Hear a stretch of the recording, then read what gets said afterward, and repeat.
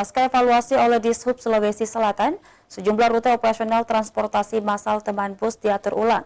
Menurut Dishub, hal tersebut untuk mengakomodir permintaan supir angkutan umum di dalam kota.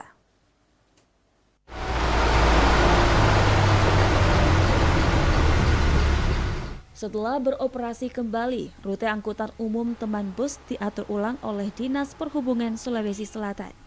Kepala UPT Dinas Perhubungan Provinsi Sulawesi Selatan, Priadudi Samsibar mengakui terjadinya perubahan rute seperti di Koridor 2. Pasalnya, adanya permintaan dari supir angkot meminta teman bus tidak melewati perintis kemerdekaan, mulai dari BTP sampai bandara.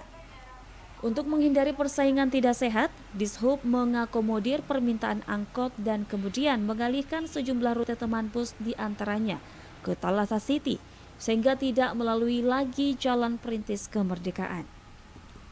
Meski demikian, pihak Dishub menyebut rute tersebut tetap dipantau. Jika animo masyarakat tinggi meminta teman bus melewati jalan perintis sampai bandara, Dishub akan kembali melakukan evaluasi secara berskala karena melibatkan tim utamanya dari kementerian serta meminta arahan dari Gubernur Provinsi Sulawesi Selatan.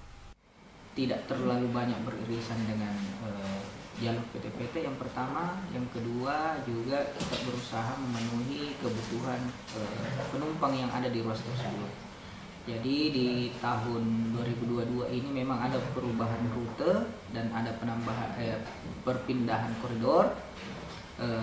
Semuanya murni betul-betul untuk menyesuaikan dengan kondisi dan hasil evaluasi yang kita laksanakan di tahun 2021 kemarin.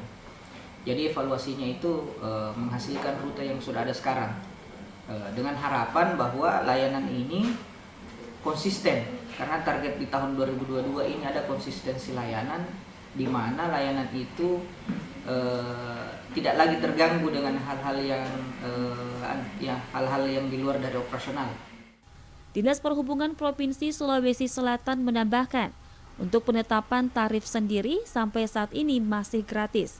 Aturan dasar hukum terkait dengan tarif sudah hampir rampung. Dalam waktu dekat, pemberlakuan tarif akan segera ditetapkan. Ardi Jaho, Sulawesi TV.